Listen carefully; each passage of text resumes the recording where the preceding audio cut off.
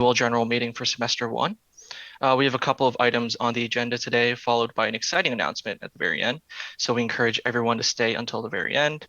Another thing is please change your tags on Zoom to reflect the department you are in. For example, in brackets CSGO or League of Legends and so on. For general members and volunteers, you're not required to do so. And as per usual for all of our meetings, we are not enforcing cams on. Zach and I will have our cams on, but if you're uncomfortable, please, you don't have to do so. This meeting and Zoom call will be recorded and will have no time restriction, meaning the meeting can go on for as long as possible, within reason, of course. Zach and I will keep track of time and stop this meeting if the meeting is getting too long.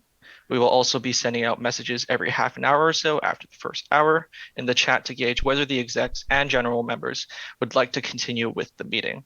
At any point during this meeting, you're free to leave. You may rewatch the VOD as it will be uploaded shortly after the meeting. But before you leave, we just ask you to shoot a message in the chat notifying us of that.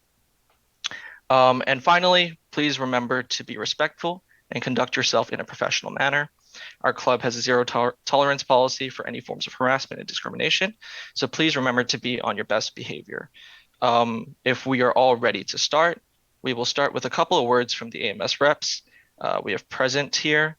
So thank you. Please take it away. Hello, everybody. I think I might turn on my camera so it's more accountable. Hello, everybody. I'm Tommy. Unfortunately, my colleagues, Kemi, the ombudsperson, as well as Ben, could not make it today. Kemi actually could not make it because of the meetings on Sunday. She missed a lot of deadlines because of it. She's also in school, so that I do feel bad about that. And Frank and Ben is experiencing the same thing, and I'm low-key expecting the same thing as well. But regardless, I don't really have the well-formulated speech that Kemi was going to give. So I'm not going to pretend to be as good as the ombudsperson is at talking about stuff like this. So bear with me. But I think in light of that, I think today when Kemi told me that she couldn't make it, and frankly, I rely on her a lot. I think I was in talks with Branson, Zach, and many other members at some point before. I rely on her a lot. And she couldn't make it. She told me I think at 4:30 or something, or somewhere very soon. And she explained why. Oh, Zach, go ahead. Sorry, Tommy. I just realized that we hadn't begun the recording just for the meeting. So I just saw that now. So Adam, do you know if you can start the recording or give co-host for getting that made? Hey, sorry, just got back. Richard had co-host, or you guys had the co-host key, but I made Branson host, so he should be able to enable it. Oh, I was recording it through OBS, not through Zoom. Okay, sounds good. Just wanted to make sure. Yeah, the recording's slightly late, so it should be all good though. Sorry, Tommy. Please continue. No problem. No problem. I'm glad you are recording it. Sorry. Just a long, convoluted way of saying that when Kemi told me that, as she's my colleague and I work with her, I have faith that she did so for a reasonable reason. She wouldn't flank on me for no reason. I also trust that that was the earliest that she could tell me, and her communication was really important to me. And I just try to understand from her perspective. Personally, I don't see why someone will miss something as important as this. We've been talking about this for 6 months. I don't see why she would miss this. But I understand. I can try my best to understand why she did so. I think that's something that I think has come to my mind through talks with co-presidents, HR, whoever else about this. Understanding is really important, and we all know that. But I guess I don't want today to become like a really aggressive meeting. It can totally be. And frankly, I'm not skilled enough at moderating to calm that down. So please do not do that. Please do not do that. I understand there's a lot of frustration going on from everybody towards everybody else, myself included. But I really appreciate everyone trying to be more understanding towards everybody. And it's recently I hadn't, and the last thing is just that we all know that everyone's a lot different, and we all work in different ways. It happens in the AMS as well. Ben and I are extremely different people, but we work together, and I almost never understand what he's talking about. Never ever understand his kind of point of view. Like, why? But I do try my best, and I think it takes a lot of effort for me personally, at least, to understand a completely different person's perspective. And I never know what he's going through. He never tells me all of it. No one ever tells anybody all of it. So I do appreciate the benefit of the doubt that he gives me and I give him. And I just want everyone to be understanding like that. I don't have much else to say. Feel free to take it away. Kemi, Ben will not be here for the rest of the meeting either. I'll try to be as long as I can, but if it gets long, I have to leave for a meeting at 7:30 as well. That's it for me. Back to the co-presidents. Thank you.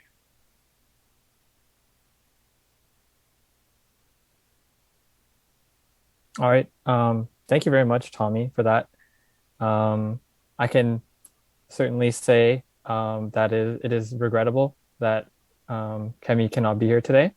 But I do appreciate that you still made the effort to come out and be, a part of this meeting at our annual general meeting. So with that being said, there is obviously something which was announced to all the members on Slack yesterday in the evening, but I will reiterate it now as we are about to call this the main motions of the meeting to order. That namely the motion for the removal of Jean Cho from the position of Vice President Human Resources is no longer being voted on. That is the decision that was shared by the club's administrator and the office of the VP admin for the AMS, as well as the office of the AMS ombudsperson. For those of you who were unaware of this development, that is no longer going to be voted upon today. And so with Tommy here, obviously, he has a very tall task of representing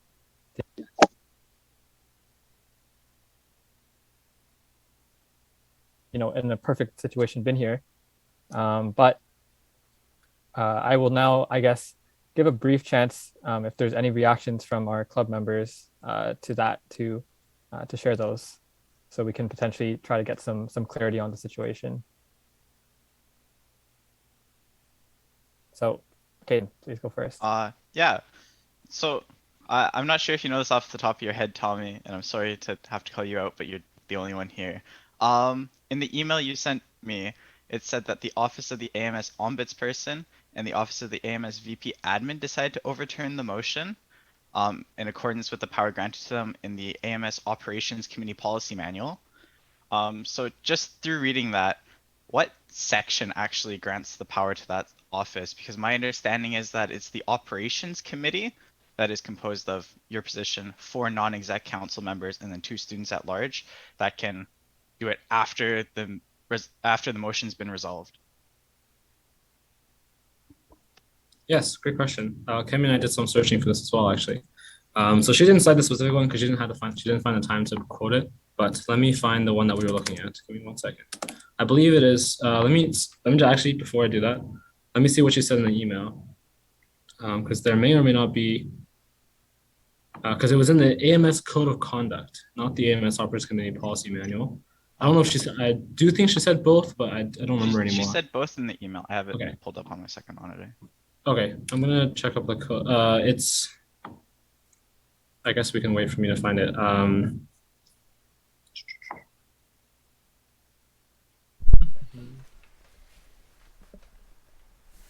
BP administration.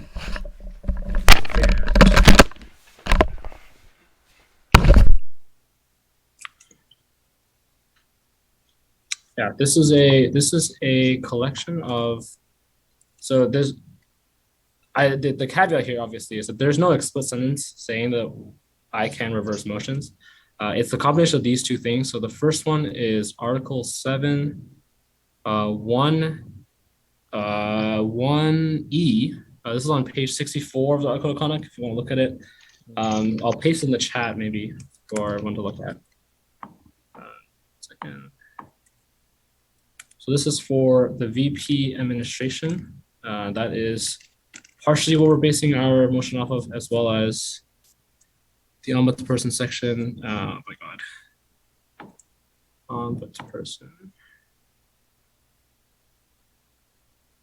There's also an ombudsperson like code of conduct thing that is not accessible by me for whatever reason.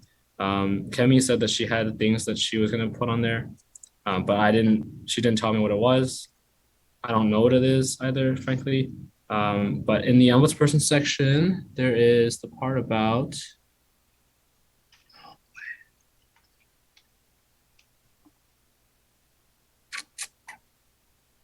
of course, the moment I try to find it, I can't find it.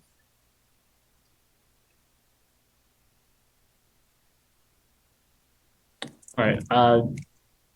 Do you guys want me to keep looking for it? I could follow up with Kemi to ask her about it, if you like. I believe, yeah, that would be nice, Tommy. And obviously, this would have been less of a point of contention if we had been able to speak with Kemi tonight. Yes, but sure. such is life. Right. That being said, is there a supplementary point that you wanted to make, Caden, or can we go to the next person with their hand up? I think I've said my piece enough to Tommy that he understands where I'm coming from, and I'd hate to take everyone's time when there's other speakers here. So. All right. Thank you, Caden. Now the floor is given to Jean. Yeah, so I actually prepared a presentation today. I was talking to the ombudsperson and she told me, yeah, like that's a good idea to do. And I know Caden and I. Sorry, did he freeze? Office, and they want a lot of explanation. Yes. Pardon? I think you froze there. Oh, okay. You mentioned my name and then you cut off. Oh, yeah. Ivan and Caden had a lot of questions, so I made a presentation. If someone wants to, it's regarding the whole impeachment thing that happened and why it was canceled and all that. So if anyone wants to like comment on something before I begin, or if not, yes. I would say, just as from the position of the co-presidents who called the AGM, we were not made aware of your intention to make a presentation beforehand.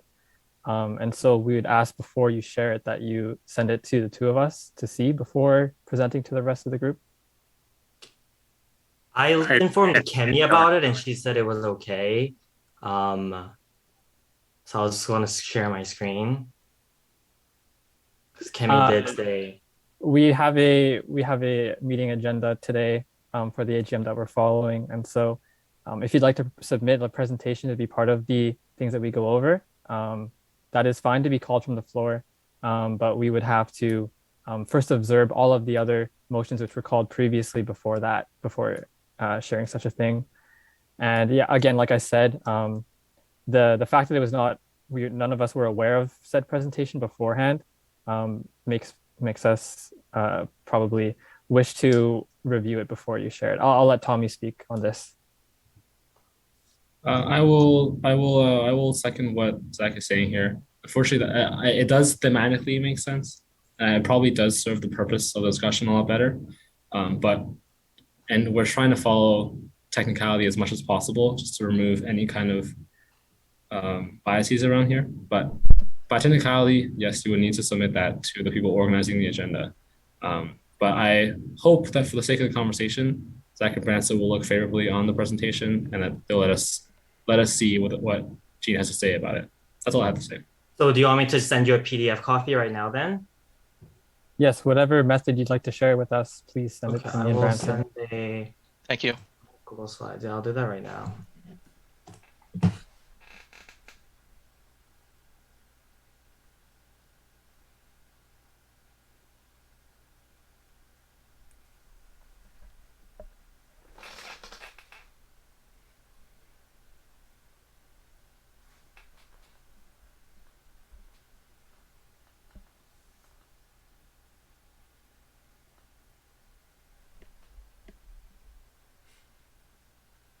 I'll send it to you through email right now.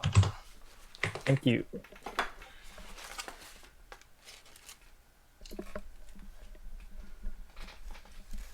Computer is a little slow, so.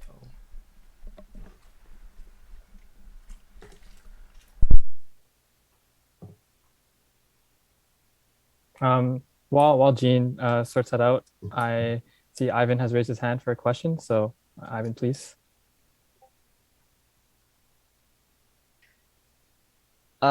Yes, this is a question just directed at Tommy. Um, can we still go through with the motion since you need to take the time to check through the validity of enforcing this overturning of the motion? Are you doubting the validity of the idea that we can reverse the motion? Yes, based Okay. on what Kaden just previously stated. All right, I will. Let me think. I'm gonna email Ken right now, but in the meantime, I'm gonna think about it.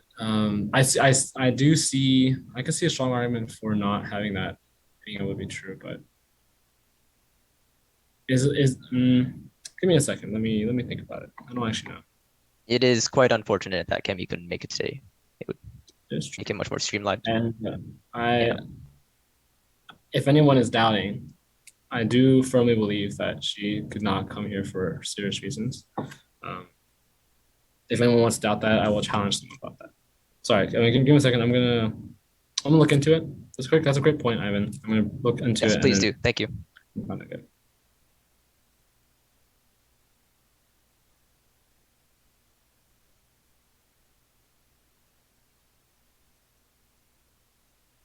In the meantime, Zach, do you think it would be beneficial just to run through the items and circle back to this conversation at the very end? Because it does seem like it's going to be the most time consuming thing on the Yes. agenda. So Yeah.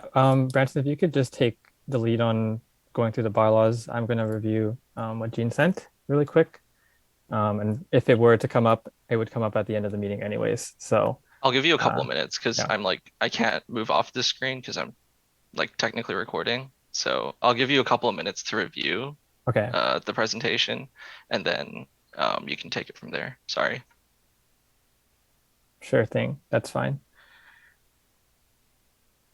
For those who are interested, the next item on the agenda will be voting on the bylaw updates. So we will need to have the screen share for that in just a moment. If I believe it was Heather who's going to be, well, said she'll help out with the screen sharing.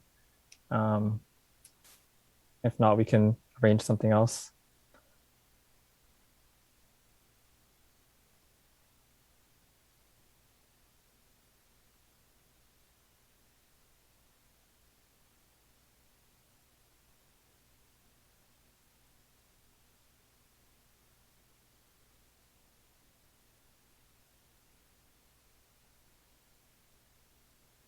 Since I made Branson host and he's recording, I might switch host to you, Zach. Sure, that's fine. Yeah, does that let Branson, would he be able to do the screen share now, or is it better to still me Branson or someone I'm else? screen sharing on OBS or like I'm recording on OBS. That's the problem because I Oh, started okay. on OBS and not on Zoom. So like I don't want to move away from it. I see. Okay. Yeah. All right. Well, here we go. Let me see if I can get this page open myself here then.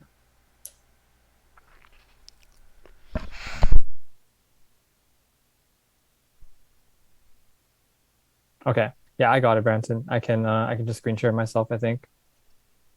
Perfect. Thank you. Let's see. Um, 1 second.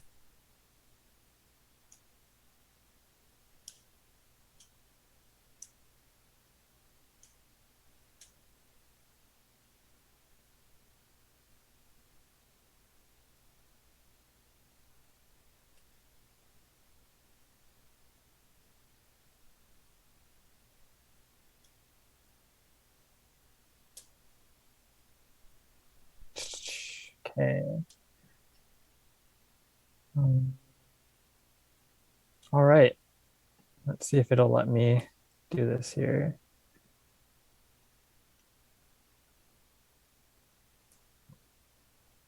All right, I may have to quickly leave and rejoin just because my system preferences wasn't letting me, but it'll just be a moment.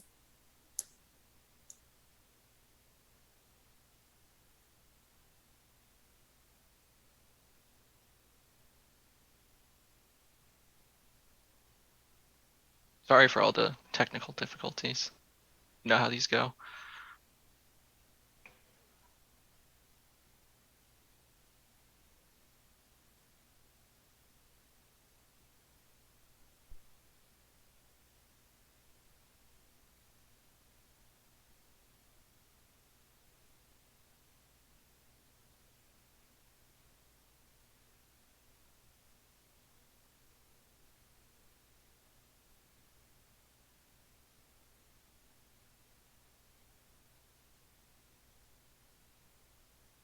Okay, yeah. Can you guys are you guys able to see here? Cool. Sweet. So one of the motions, like we said, is whether or not we're going to adopt the updated bylaws. To be quite honest, the bylaw changes are not that large. There are only a few areas that we required clarification on after the instruction of Tommy, as well as some of the members of the AMS, as to things which were inconsistent with their policies and their bylaws. So we wanted to change things. So let me go on to the table of contents here. The table of contents outlines first the purpose of the code of conduct, I guess, as a whole, definitions of terms, rules for the clubroom and locker, as well as the gaming lounge, general rules, and disciplinary action. So part one, the purpose of the code of conduct. Actually, Branson, would you like to explain any of the differences here before I go on? Or would you like me to sort of go through stuff? You can go through it. Okay. So updating the dates here was the most important thing. The code of conduct, obviously, we changed the date from May 1st, 2020 to 2021. If there's an issue with that, Tommy, we can change that to say whatever date it is today, if it is passed, but very small, just clerical changes here. Definition of terms. So here we outline the roles of president, vice president communications, external finance, human resources, internal relations, as well as the game directors and the competitive team manager. So for those of you who are familiar with the makeup of our club, nothing really is different here. They still maintain the executive board role. And so going into the positions, nothing here has changed at all from the role of the president in terms of the duration or their tasks of what they do. The vice president roles similarly are much the same as they were previously, unchanged, with the exception of the definition of the VP Human Resources. So this right here. Whereas previously, it had been defined very vaguely as being responsible for the hiring of the executive team. We have updated it now to reflect specifically responsibility for the hiring of the executive team in the manner determined by the AMS document titled Proposed Solution, a revised hiring process with a vote system for preliminary selection of applicants. So quite a mouthful, but this leaves no question as to the manner in which human resources VP is to carry out their role. Next, the directors have been updated for the game departments to reflect our current communities that we have, since we lost a couple over the last year and we gained a couple others. You can see that what is called an internal department also includes the role that is led by the VP of communications, as well as the competitive team manager, with additional departments for development, broadcast, and moderation, specifically for Discord. So executives is then outlined. Sorry if this is all dry stuff, by the way. But the executives are hired positions that are typically determined after elections for the president and vice presidents have completed. This is all the same. Executives are hired to work with a vice president, a game director, or an internal director, and are there to support and collaborate with their team in order to achieve the goals of the department. Executives are also expected to complete shifts in the gaming lounge, as you are aware, and help organize and run events, even if they are not directly related to the department. Nothing really changed at all with the clubroom and locker rules. Our clubroom remained the same this year, and so we didn't have to update the room number. The purposes for the clubroom as well have been maintained. The exception for Smash Brothers involvement because of their required usage of hardware at tournaments, it also stays. And then gaming lounge rules has been similarly updated to reflect our hours, which are 12 to 5 Monday to Friday. And then pretty much explaining how club assets or inventory cannot be taken without explicit permission from a board member, and etc. So general behavior. So we had to remove a couple sections of general behavior here, which were out of line with how punishment works, or how disciplinary action works, I should say, because as we've learned very well this year, that many things that the AMS in their bylaws takes precedent over a club's bylaws for such things. And as such, we've just removed sections which were inconsistent. This section for harassment and sexual assault remains the same, mostly just as a informational section for people to know where to reach out to if they need help or need resources, such as the ombudsperson, the AMS Sexual Assault Support Center, and the Sexual Violence Prevention and Response. Disciplinary action, in the case of where there's disagreements or causes for things such as a motion for removal, everyone here is very keenly aware of the ability of the AMS to guide through certain issues that people may have. And as such, most of this extends to very small instances of minor quabbles compared to large-scale disputes. And so most of this will never really come into play, because when things are of a large-scale nature, the involvement of the AMS entails that that would be what takes place. The no confidence vote, for referring to a removal of an executive, it just is copying exactly what the AMS rules for no confidence are, as well as the appeal process, again, being informational for people who want to appeal. So having said all that, 10 pages of our bylaws for the upcoming year. The main points are that the definition of the VP HR has changed slightly, as well as discipline and general rules. So are there any questions at this time? I'll open it up to discussion from the floor if people want to discuss about the bylaws. Yeah, Adam? Yeah, sorry, could you go over where the development committee fits in again? Oh, yes. So development, I will scroll up here, fits within the internal departments. So it's nestled right nicely along with communications, broadcast, competitive team management, and moderation. Gotcha. Okay, because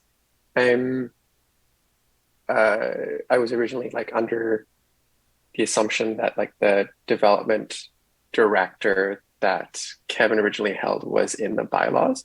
That doesn't seem to be the case.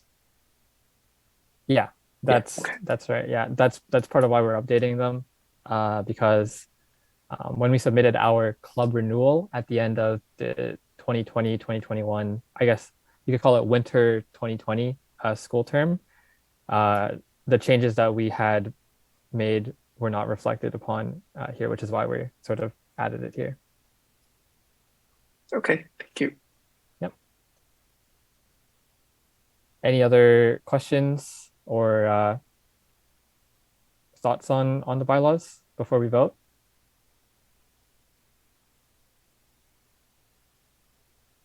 Oh, okay.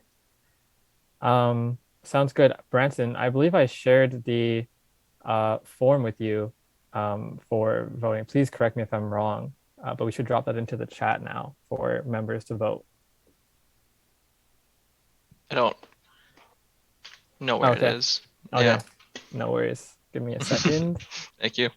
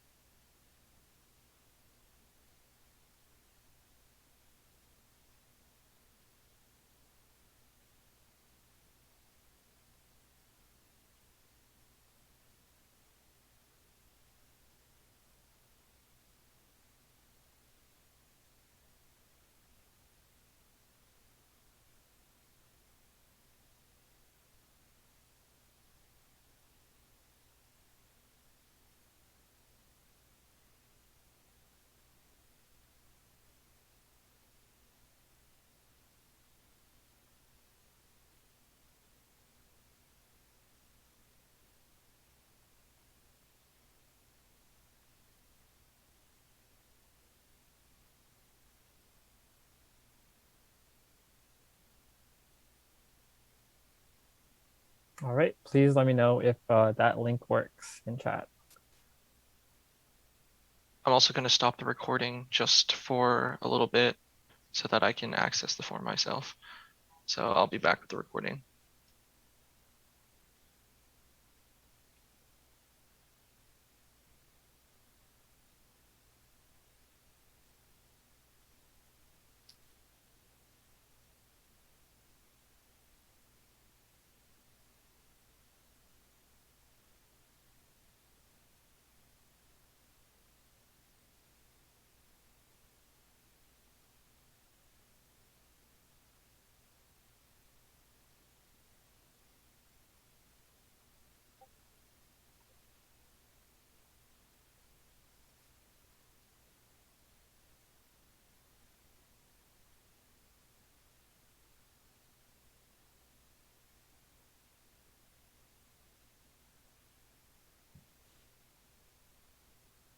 We'll give another 3 or so minutes for people to vote.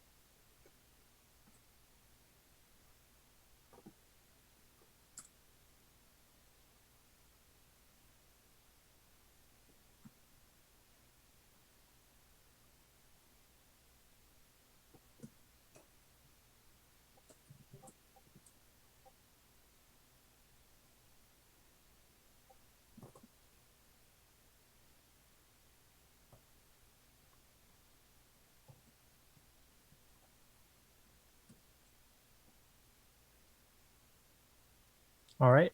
I'll give another 30 seconds for anyone to vote if they haven't yet.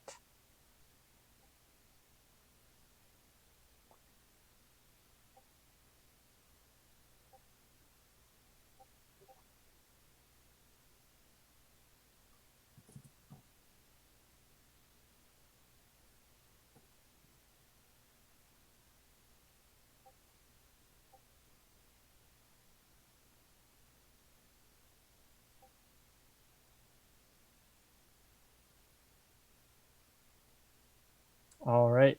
I'll stop sharing now. And I had a question just quickly for Tommy. Do you know if there's like a general way that we should like show the results of the vote? Sorry, could you ask me again? Sorry. No problem. Is there like a certain like way that we're supposed to share like the results of the vote with everyone, or just letting people No, know? no, you just let people know that it's as long as you show like as long as you have a recording of what was the actual vote and stuff, it doesn't really matter how you show it. Okay. Um, Let me just see here then. Yes, how do I share this? I guess I can just let everyone know by a more than 2/3 majority, the motion is adopted to go with the new bylaws. Um, so we are good with that. If whoever's taking the notes could please record that as the official thing, I will include the bylaws voting results as part of what we submit to the AMS when we're showing our AGM minutes. But yeah, I think that everything actually is not shown here. But yeah, it is 2/3, so that's good.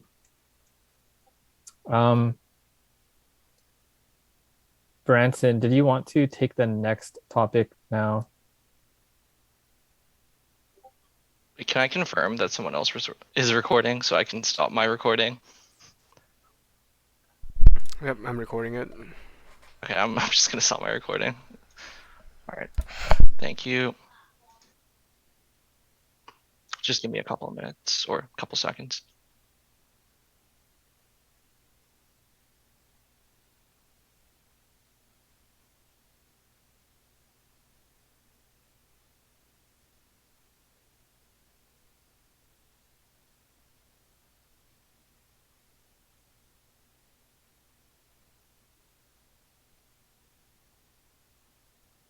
Right, okay, cool. So the next item on the agenda is the motion for the removal of Jean Cho from the position of Human Resources, which has been overruled by the AMS as it was previously stated at the very beginning. This motion is adopted, but before we move on, did we have any questions or could we move on to the next item of agenda? Or on the agenda, excuse me. My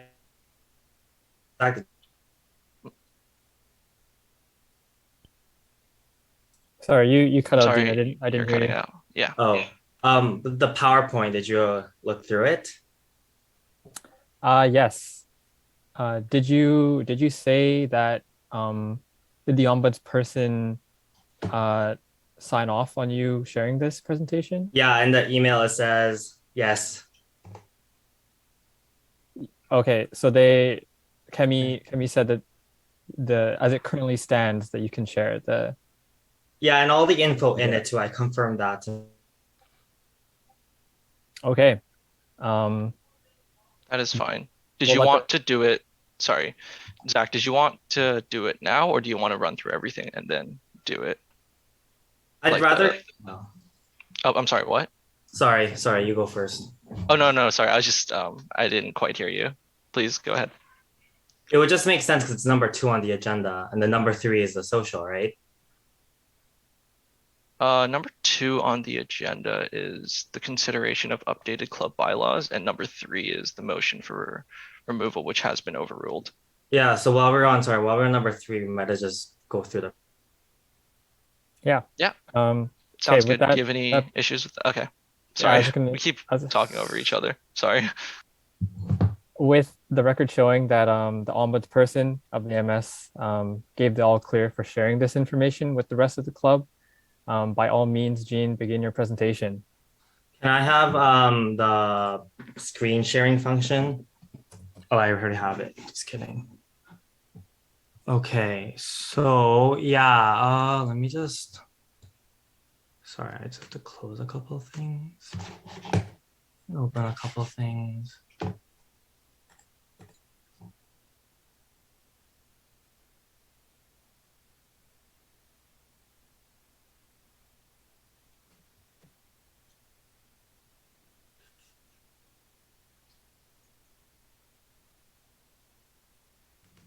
Can you guys see that?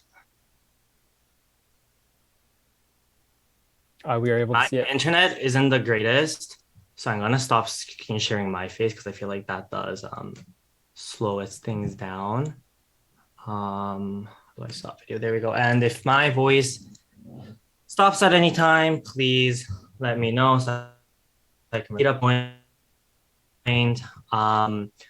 So yeah, this is mainly because I made this PowerPoint for a couple of reasons. Number one being there was been a lot of, especially from Ivan and Kaden, there was been a lot of emails being sent and I saw them all. And then Kemi said, did you want to address these? And so, yes. And I said, I'll do it tonight. And she said, yes, you can do it. And she also said, I was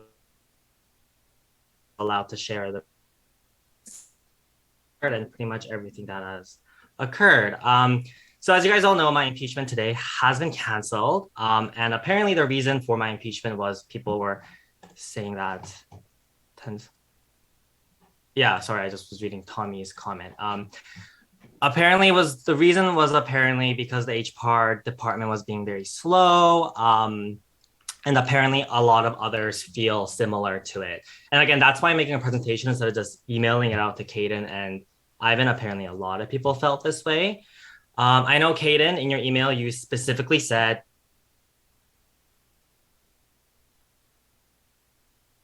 GM and Cut out after you. no one knows You cut Gene's out after you perspective as started Gene has. quoting me.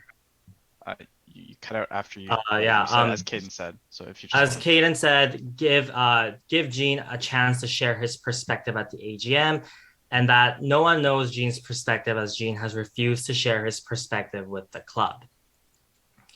That's true. I've been keeping quiet about everything, even with my execs, because I thought it'd be really unprofessional to do so. And so you may have only maybe heard stories from the co-presidents, but I wanted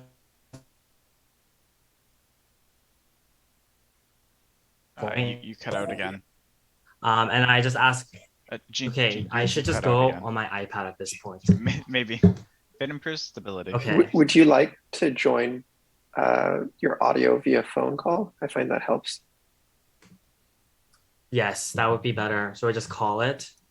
Yeah, so if you hover over the microphone icon and then say switch to phone icon on the pop-up arrow, it'll show you the number to call and which host ID. So when you're talking, it shows up as your face or what have you. So you press. Yeah, so you hover over the microphone icon and that arrow that pops out and you click on there. There should be one that says join from phone audio or switch to phone audio.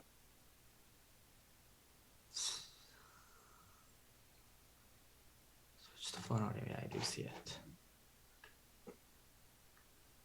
Sorry about this. My internet is very bad because I live in a basement.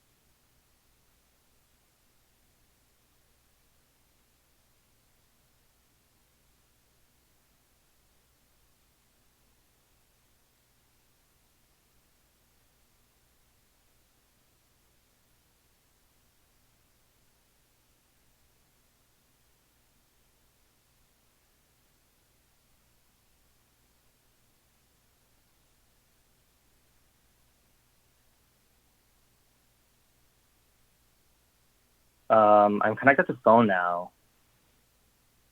Anyways, hear me? Yep, it's working. Oh, so I have to put myself on. Okay. Okay, if you guys, that should be a lot clearer now, I'm pretty sure. Okay, if I cut off, I will switch to my iPad. That's like my last resort at that point. That should be faster. Okay, yeah, so yeah, Caden, you asked give Gene a chance to share his let's share this again. So to share his perspective at the AGM, and that no one knows Gene's perspective, and Gene refused to share his perspective with the club members. Yes, I refused to share it because I just didn't really want to get other people involved, and I ask everyone to listen with an open mind as I go through the presentation today, and also to just ask questions at the end of the presentation. So I'll be moving to the next slide. So I'm going to start with kind of the explanation as to why HR has been so delayed. So starting with May 2021, I'm going to, first point, the co-president overstepped the HR duties.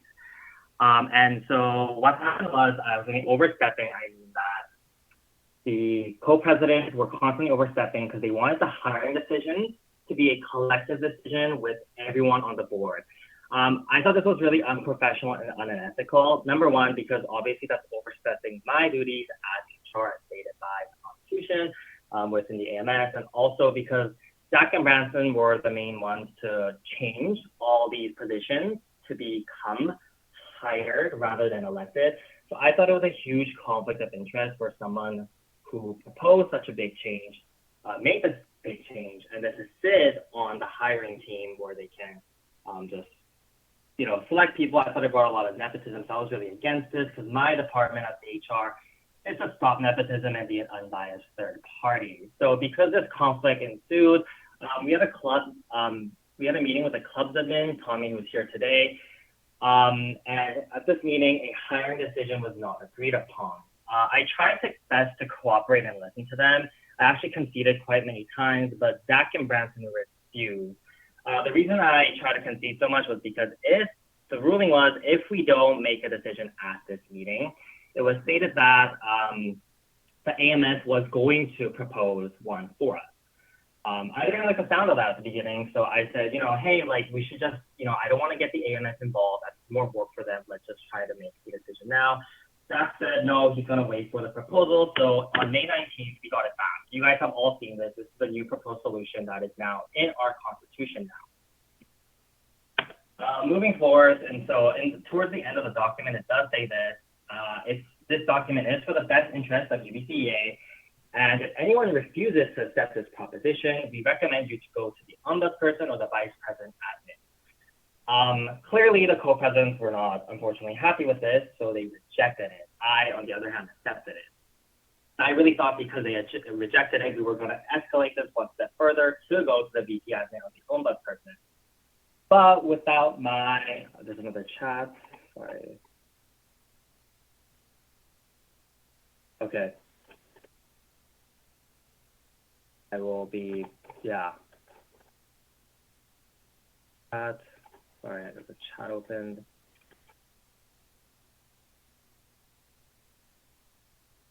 Regarding your comment, yeah, I'll be definitely respectful. But the brief part, I told Tammy that's gonna be quite lengthy, and she said it was okay. So, sorry, I lost my train of thought. Isn't the chat? I can't. Okay. That being said, they weren't too clearly happy about it, so they refused it.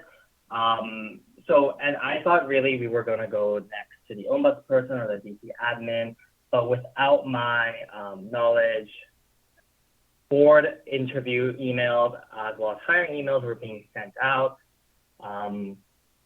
So I messaged Branson and Zach what is going on, but I didn't hear a reply from them, unfortunately. And then going next to May 20th, 2021. And again, this is all to explain why September hiring is happening now in January. In May 20th, 2021, there was a 2-week suspension for me, which lists on June 3rd, 2021 at 9 p.m. And it was noted that immediately after my suspension, I was informed that there would be a motion for my impeachment on June 3rd, 2021 at 9 p.m. You can see the vote, how that went on the right. I thought this was quite unprofessional. I was just trying my best to continue hiring with hiring. This, in my opinion, wasn't a vote of confidence. Rather, it was the fact that I wasn't acting in co-president's interest as a hiring as a collective group. But I realized at this moment I had to stand up for myself, for my department, to prevent nepotism. I was informed that I was not allowed to talk to my executives during my suspension. It was to push me aside to do it their way. And during my suspension, director hiring was completed. And at this meeting, that's really what happened. So that May 20, 2021, Zach sends me this email saying that I have three options. I have to agree to the co-president and board of overstepping my HR duties. Unfortunately, again, I have to fight for what I was right. I think that if they were to do this, it brings a lot of nepotism, and I think that really goes against what the club represents. A collective group decision isn't really the best idea. It really should be up to me and my HR department. Secondly, they told me to quit. Or three, they told me I'll be removed by a vote. However, even if I went with option one, they told me that I would still be removed from my position. So I felt quite bullied in this situation. So in late May, the ombudsperson is contacted. And with that, she canceled my impeachment, the one that was supposed to happen on June 3rd. However, Zach kept a threat over my head and to inform me that the position of the hiring, Zach kept a threat over my head to say that my impeachment is not canceled, it's just been postponed. But with that, the AMS started a full investigation with 4 witnesses, and it took a total of 4 months. And I am allowed to share this info now. I wasn't allowed to at that point, but now I am. And I would just like to say, I know it took a long time, and you may think that I was away or just like AFK. Really, I was working really behind the scenes, really hard to represent the club and to do what I thought was right. So I went to the AMS to stand up for myself for harassment, from the suspension and impeachment, and to protect the HR duties for the club's best interest. Another reason I went was because there were exclusion and bullying that happened by certain club members as well as co-presidents, starting all the way back in February of 2021.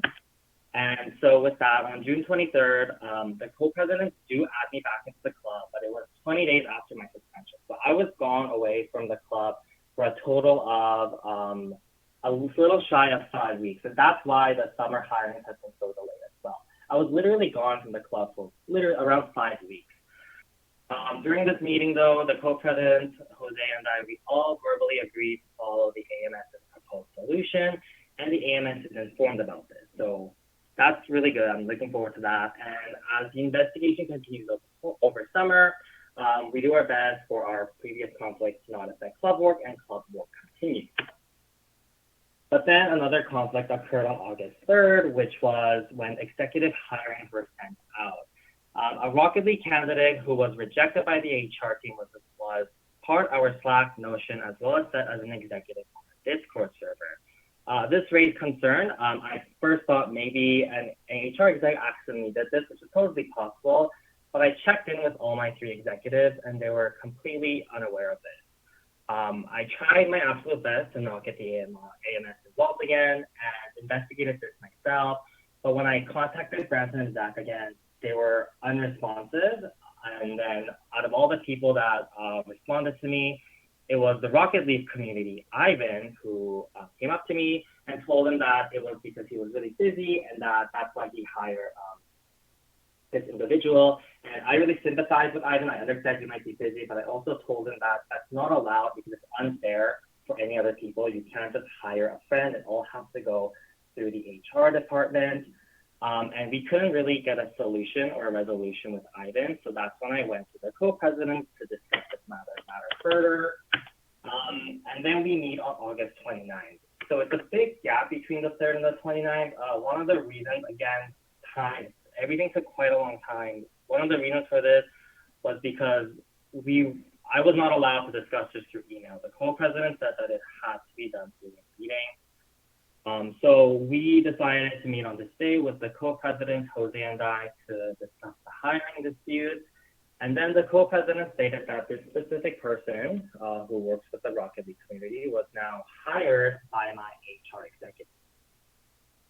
As I said before, I confirmed with my 3 HR executives. They all told me that this was not the case. They did not know about this. And actually, after the August 29th meeting, they also informed me that they had no idea about this. So this was a lie. And going into the meeting, I was really not asking permission to remove this person. The clear answer was removal. It's just that I don't have the power to remove people from Slack and Notion, and I wanted to inform the co-president on this. But then instead of addressing the issue, the co-presidents make up a lie and direct it to the HR if there was a lack of communication within my team. And again, this is when hiring starts to really begin to slow down in September. I was also informed that during this meeting, I was not allowed to record the meeting, and that Jose was the only one that could do it because he was an impartial third party.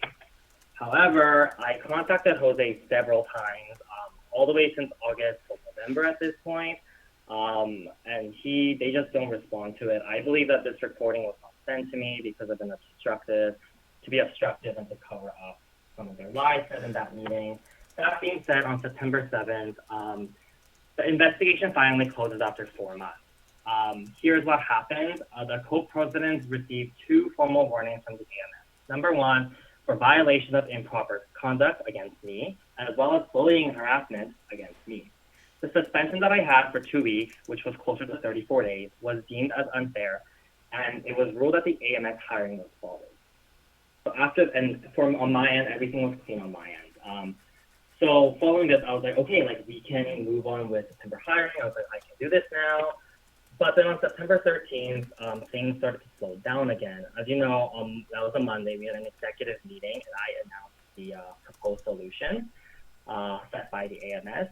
But then the co-presidents argued that they were more like guidelines and that this was open for discussion. If you recall, on June 23rd, we as in Jose, the co-president, and I, verbally agreed that we will follow this proposal, and the AMS has informed about this. And let's just backtrack here a little bit. This conflict has been occurring for 4 months. So AMS invests the proposal. There was nothing to be interpreted here. The co-presidents had to stay out of the hiring and that they should not overstep. The reason for the delay in my hiring was not really due to my capabilities. The fact that I cannot hire if the co-presidents continue to argue to change the hiring process. So at this meeting, we had a very unfruitful discussion, unfortunately. There was a lot of public slandering against me and my capabilities. I said very vague answers saying that there were just things out of my control, but this was the reason why. And you can see those public slandering. I purposely not censored anything out here to highlight how unprofessional that night was. And I understand that people are upset with the hiring being delayed, but truly it wasn't my fault. And secondly, even if you people are upset, this is a school club and it should be a safe space. And in my opinion, I thought the co-president should have stopped and intervened. And, but that didn't happen. And even though after the bullying investigation came out, it just still kind of continued. And then the overstepping of the co-presidents started to continue. And this delayed hiring. Zach and Ransom said, in quotation, co-presidents will continue to have no direct involvement in the executive hiring process beyond the scope of their duties. But obviously, approving rejected candidates in the club without HR's notice, as well as attempting to enforce rules for the HR's hiring process, is problematic. That goes against what they just said. So if you see the screenshot on the right, those are some of the points that Branson and Zach told me that I should follow. And this was, again, after the whole investigation took place and that we have to follow the AMS guidelines. It was just really difficult to navigate through this because AMS is telling me that I have to follow these rules, but then the entire club seems to be upset at me because the presidents are also not backing me up on that fact either. So October 5th now, we have another meeting. So we have a private meeting with the co-president and the HR team. This was supposed to occur on September 13th, but it was postponed out of my capabilities. I didn't ask for this meeting, and it was postponed to here. Jose was there again as a supposed impartial third party. I, again, really didn't think that these meetings were necessary to speed up the process of hiring, but the co-presidents once again insisted that it had to be done through email. It cannot be done through email. It has to be done through email. So they attempted, I guess, they informed some changes to the rules, which I respectfully declined after considering all of it because I thought it would again bring nepotism and it's overstepping into my HR duties. And I guess with this wasn't just me alone. The AMS also agreed that this was for the best for the club. So then at the end of this meeting, the co-presidents finally agree, okay, like we will follow the proposed solution. And I'm like, yes, finally, like let's do it. But then before hiring began, I asked the co-presidents to please remove those who were hired illegitimately. Again, my emails were ignored, so I had to go to the ombudsperson. Well, actually, they emailed me first asking the status quo. So I gave them an update, and the AMS office told me that they would do it, which again extended this hiring process. And I know some of you guys might be wondering, why is it so important that we remove those people that are hired illegitimately? Number one, it's extremely unfair to those others who are rejected, and while other people can just slide on by having a friend. And secondly, I cannot restart hiring until those seats become vacant again so that I can fill them in again. I'm almost done here. And then that brings us to November 8th. So it's a big jump here. It's about a month jump because the AMS takes a long time. These things just take a long time. So the AMS listened to it again, and finally, with the push from AMS, the co-presidents finally take action. Those hired illegitimately are set as volunteers, but currently they still have access to our Notion Slack and Slack chat. In that email, the co-president said that they will change privacy settings so that they don't have access to our personal files, but that also happened. And then as the HR team, we agreed that it was way too late to begin hiring now because at this point, people will be hired towards the end of November, early December. And that's the finals and winter break. So it just didn't make sense. So we agreed to postpone it to January. And that brings us to 2 weeks ago. Kaden and Ivan attempted to impeach me. The AMS interviews both parties, and AMS cancels our impeachment as it is deemed as unfair. Again, I don't know what to say here. The co-presidents evade responsibility that they have no say in this impeachment decision, but by not thoroughly examining as to why I was being impeached and not attempting to de-escalate the situation, they were simply just being complacent. And then, so just a summary. So yeah, this conflict has been going since May, which significantly delayed the HR department. Co-presidents acted in bad faith and overstepping of HR duties multiple times despite AMS hiring process being adopted in June. Co-presidents lie about HR department being involved in the Rocket League hiring while approving an illegitimate hiring. And after receiving 2 formal warnings for bullying, they continue to foster a hostile community towards me by using me as a scapegoat and approving a second impeachment motion without doing their due diligence and trying to de-escalate the situation. And that's just a quote that Zach and Branson said, which again I have to say is a lie. I told you it's before in September they tried to change things. And Kaden, answering your question of, you said I know you wanted me to talk, so that's my side of the story. And for Ivan as well, I hope this explains as to why my impeachment was vetoed by the AMS. There were just a lot of club issues that were being turned against me. And as the ombudsperson said herself, we strongly believe it would be completely unfair to make James a sole bearer the brunt of the current situation of the club, and that it would be inequitable to make James a scapegoat for the present situation. So yeah, I hope that answers your question as to why my impeachment was canceled and as to why everything has been really backed up. I've been trying my best to do this. It's a lot of emails back and forth. It takes a long time. And I've just been very quiet about it because I didn't really want to make it, I guess. But because there was a lot of disdain towards me, I have to come clear with that. So I know I'm going to get a lot of questions now. All right. Is that all, Gene? Pardon? Is that all that you'd like to say for now? Yeah, that was all. Okay, before I see the line of questions, guys, before we get into that, I have to say this. So, before we can get into the Q&A and open floor, be it resolved that the agenda is adopted as presented, meaning as you've already seen so far. I will put the link in chat.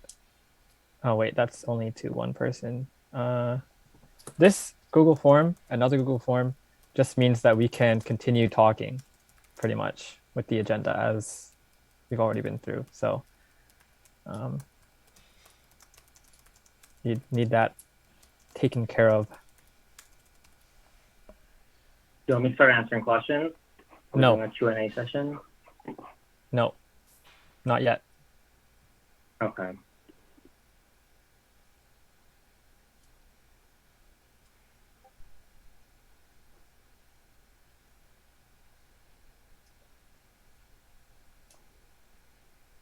Yeah, we do need a second to be resolving that the agenda is adopted. So could another person step up to second it?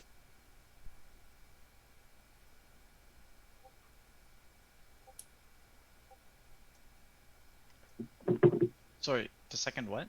Just that It just we needs want to to be. continue the AGM? Yes. Yeah, I'll second it. Thank you, Caden.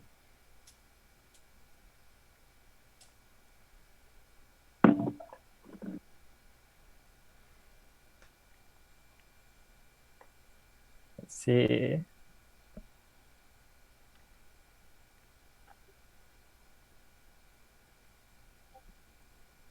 All right, we have, as will be reflected on the meeting, we have 18 for, 0 no, and 1 abstain. So it will pass.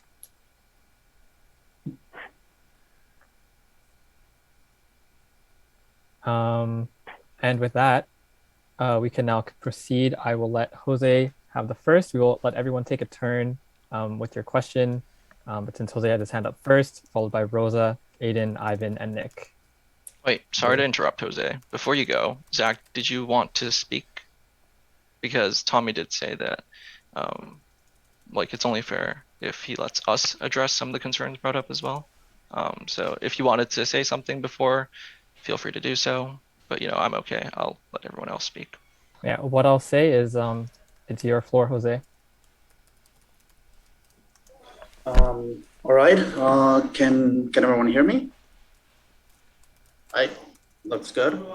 Well, basically, I just want to take the floor a little bit here to just clear up some of the stuff that Gene was saying. I will not deny that there is some truth to what Gene says, as how there were some interferences going on and how sometimes there were some conflicts going on.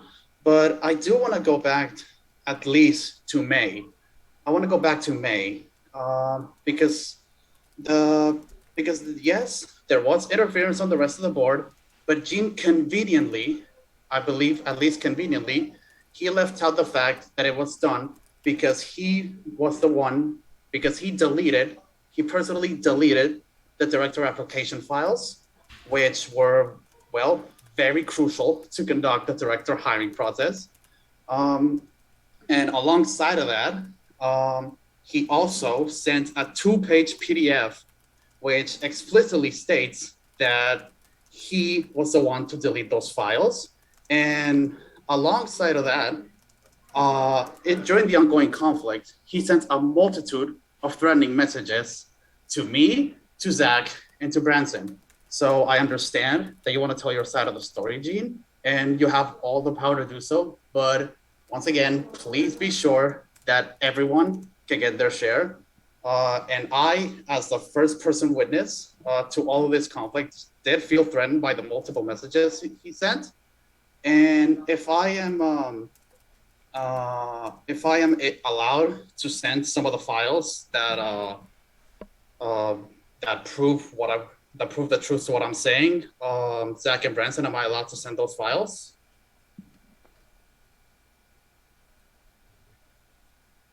Branson? I'll I'll have to, Jose, send them to me. I'll review them. I'll share it with Zach as well. If it's inappropriate, then I don't think we should send them. Okay. So I'll be sending them to you after I finish saying my piece. Is that okay? Yes, please go ahead. Okay. So after the May conflict, there was a vote of suspension because, again, after the severe infraction of deleting directory applications and sending threatening messages, we did feel that our safety was compromised because of the messages we received. And as such, as the AMS guidelines stated, there had to be a 2-week notice before getting the expulsion from the club, and to follow the guidelines and to try to ensure our safety, we decided to go with a 2-week suspension route. And then, a lot of stuff happened, and then we go back to the exec hirings, in which I do understand, Gene, that you want to follow what the AMS says, but at the same time, I believe you were personally the one who called for the president's involvement in the hirings, and you also, without my knowledge, took one of my own execs to help you do your work in conducting the hirings, in conducting specifically the exec hirings, while you were gone for 2 weeks. I understand that you have your own business to take care of, but that doesn't mean, at least in my opinion, that you can forfeit your club responsibilities while doing so. And therefore, if you want to let people know that the president's and even my exec was involved, please let it be known that you were the one who called for their involvement during the exec hirings, and it wasn't them. And yeah, as for the recording of the meetings, I did try looking for it. I did try retrieving it. It was lost. I personally apologize for losing it. I do not have it anymore. And lastly, you did say during your presentation that this should be a safe place.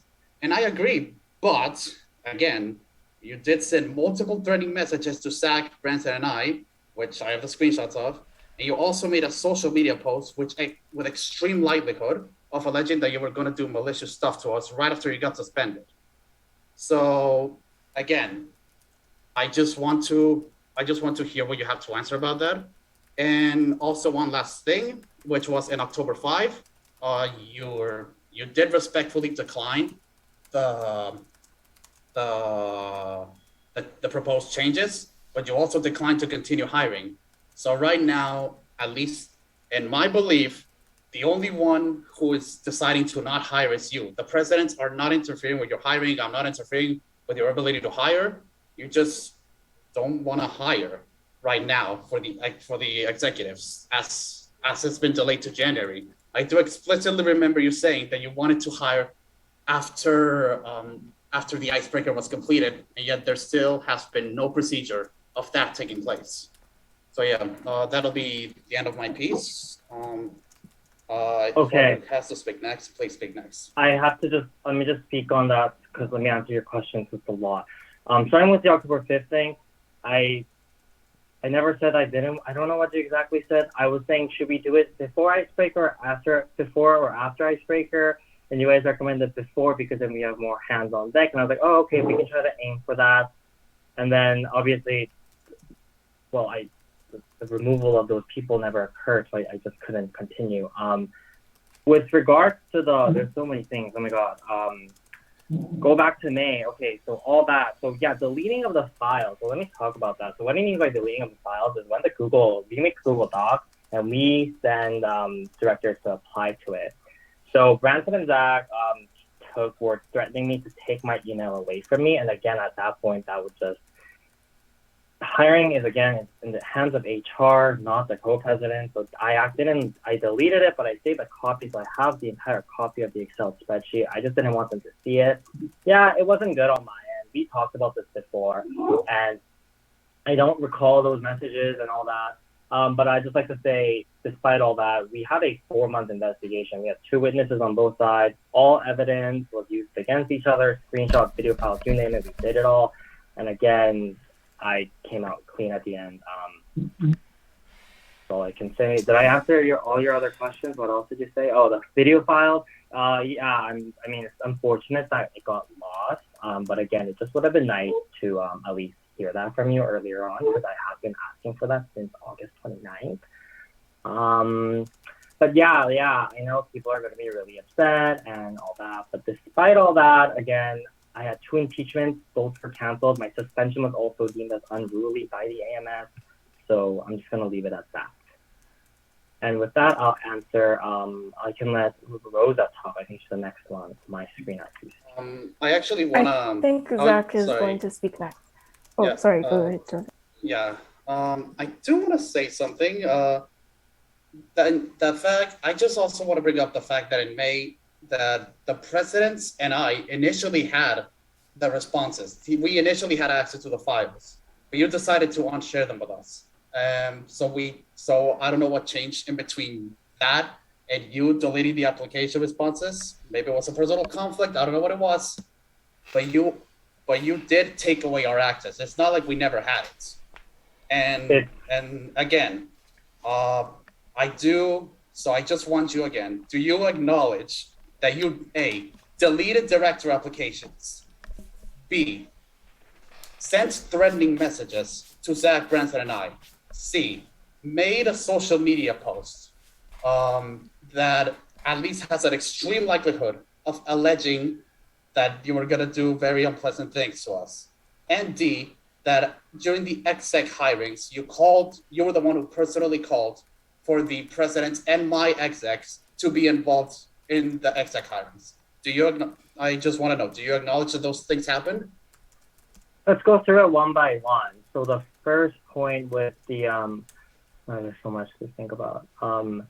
The deleting, yeah, I deleted it. I see the copy of it. Done. Okay, and yes, I apologize for that. Jose, you shouldn't even have access to those, to be quite frank with you. The co-presidents, they should have, and I apologize for that. We're way past that again. Secondly, the social media post. Yes, I said some bad things. Sure, yes, I agree, and I think bullying has also taken place, as indicated by the AMS results and all that. I don't recall the social media post. I feel like you guys were maybe thinking that I posted something and it was somehow reflected to you guys. I don't really recall that. Third, yeah, I got some people involved because I thought it would be nice to just get some people involved here and there because, why not? Because at the end of the day, for me, I was just looking at the interview notes because I was being blinded to I was blinded to all the interview notes. I didn't sit on any interview. I was just reading the interview notes. But obviously that caused some conflict with people getting hired that were being rejected. So that's why moving forward, I was like, we're not going to do that anymore. And what was your last point? Four. Yeah, I had 4 points. Okay. Yeah, I forgot the last one. But yeah, a lot has happened since May. That's why the conflict occurred, and that's why we had an investigation, and that's why we had 4 witnesses. And right. It was, I don't know what else to say to that. Okay, then I just have one more question. Can we give other people a chance first? This will be the last time I speak. I'll let Jose speak one more time. This will be the last time I speak. And that is, so after all of that happening, how can we trust you?